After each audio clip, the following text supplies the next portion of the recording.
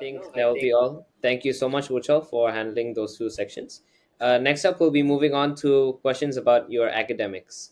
Okay, so you're studying aeronautical engineering at Stanford. That's quite a big thing. A lot of teachers, they say this is not rocket science. Rocket science is known to be something super complicated, and studying that at Stanford is quite an amazing feat.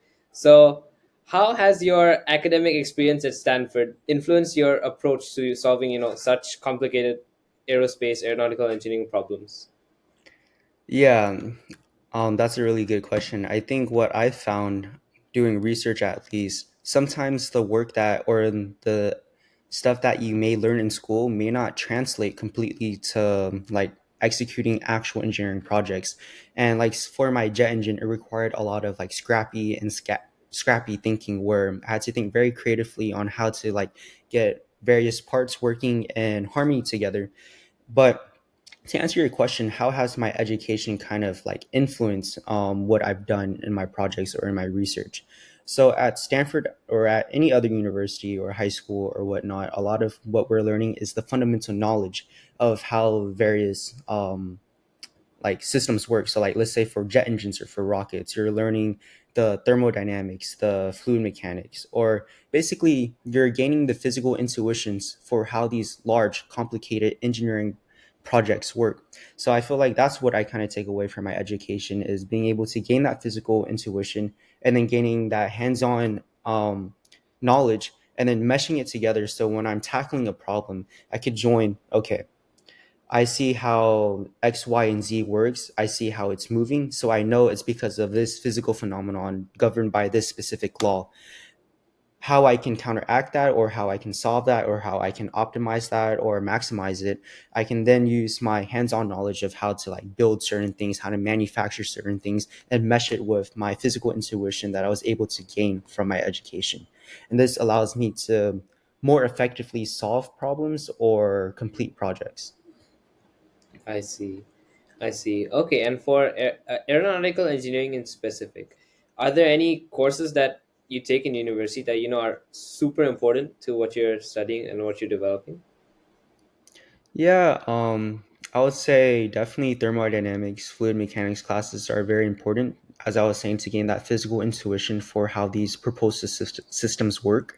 Okay. Um, Math classes definitely are important too, but there's a lot of like now we have ChatGPT and a lot of like various softwares where you don't have to be a math genius to be able to like figure out the ideal um, thrust that is supposed to be created from a system you design. Mm. But I would say the most important thing though is getting that hands-on experience to not only to back up that or physical not in the sense of like physical, but like physics, Okay. like that physics intuition of what you're learning in class. Because it's one thing to know, but it's a second thing to apply. I see. I see. That's quite interesting to hear. And before we go into anything else, I really, really wanted to ask what got you interested in aeronautical engineering since you switched over from biology. That there are two quite separate fields. What got you, interested in moving? Um, I don't really know what always intrigued me about aerospace engineering because when I was in middle school, I originally always wanted to pursue neurobiology because I heard being a neurosurgeon was also the hardest thing to do. So it's kind of following the same theme that Stanford was the hardest school to get into, and neurosurgeon was the hardest profession to pursue. But then as I was going through middle school and then high school, I formed a tight knit group of friends and we actually advocated for ourselves to pursue engineering competitions. So it wasn't something that was really offered at my high school, but it was something that we really wanted to do ourselves. And through competing through these competitions, it kind of opened my mind to becoming an engineer or like pursuing a profession in engineering. Okay. So then when I finally got into college, as I was saying, I went through a plethora of coursework where I first started off as aerospace engineering, then I went to CS, electrical, and neurobiology. But I ultimately came back to aerospace engineering because I just love how I love the problems that we're solving. And I just feel like building planes that fly super fast or rockets that can go super high or whatever it may be, if it's below our atmosphere or beyond our atmosphere. I think what we're doing in those sectors are super cool, and like you can't beat it. Like Yeah, doing cancer research by all means is an important thing to do in society, and it's also really cool, don't get me wrong, but building a hypersonic jet engine to go Mach 5 and beyond is just so enticing to me. I see. I see. That's quite nice to hear, and I completely agree with you. It is quite interesting to build rockets, space colonization. That's a whole different thing Yeah, entirely. So yeah, it's like that's we're quite moving to in my head, I think it's always like the next frontier, or it's kind of like our way of being more curious, traveling, or kind of voyaging more to find new things. I agree. I agree. I completely agree. And for a subject like aeronautical engineering, which, as you said, relies heavily on hands-on experience, how do you balance your time with such projects and your academics? Do you have any tips? Yeah, so I think one of my biggest tips, and do as I say and not as I do, is to get really good sleep. I feel like that's the number one thing you should prioritize, is at least first getting around at least like 6 to 8 hours of sleep. I think especially when you get to college, it's very easy to stay up very late and wake up very early, and that's how you cause like burnout. So first, I think that's my biggest advice, is to really prioritize your health, prioritize your sleep, prioritize your mind, because if you're not taking the necessary care for your mind to be primed to learn or to work or to go through challenge, it's going to be really hard to sustain that over time. So by taking care of your mind, you're able to have longevity in whatever you're doing. And ultimately, that's the most important thing, is it's not about what you can do in a day. It's not about what you can do in a month. It's not about what you can do in a year. It's about what you can do in a lifetime. And I feel like that's a big pitfall for a lot of people, is that we overestimate what we can do in a year, but we underestimate what we can do in 10. Mm, So by taking care of your body, by taking care of your mind, you're able to sustain a journey of challenge, of hardship, but then to create a story of success and fulfillment. So I would say my biggest advice too is to not only take care of your body, but to also think more long term in what you're doing. I think when I came to Stanford, it was really hard for me because I came from a high school that didn't really care about SATs, that didn't talk about ACTs, where we didn't really test for AP credits and we had no IB offerings. So when I came to Stanford, I felt very pressured to take hard classes. I felt very pressured to start startups. I felt very pressured to join clubs, all because everybody else around me was doing it right now. Everybody else had a success story. Everybody else came from very prestigious high schools, but I felt very lacking. And I guess you can say I was suffering from imposter syndrome. So I was overestimating what I could do in my first year of college. What I was overestimating what I can do in a month time or a quarter time, that I was just overstimulating myself, overdriving myself, and not really going deep with anything, because everything was just in a month timeline. I would pursue something for a couple of days, but felt like I had to do something else now because it wasn't enough. So really focus on the long term. Don't compare yourself to other people. Everybody has their own journey. Everybody has their own history. Everybody has their own background. So focus on yourself, compete with yourself, and take care of yourself.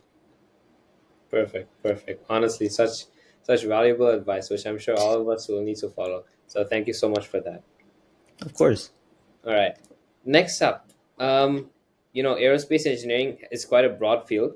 What future academic or research areas are you interested in, and how do these tie up to what you want to do in the future after university?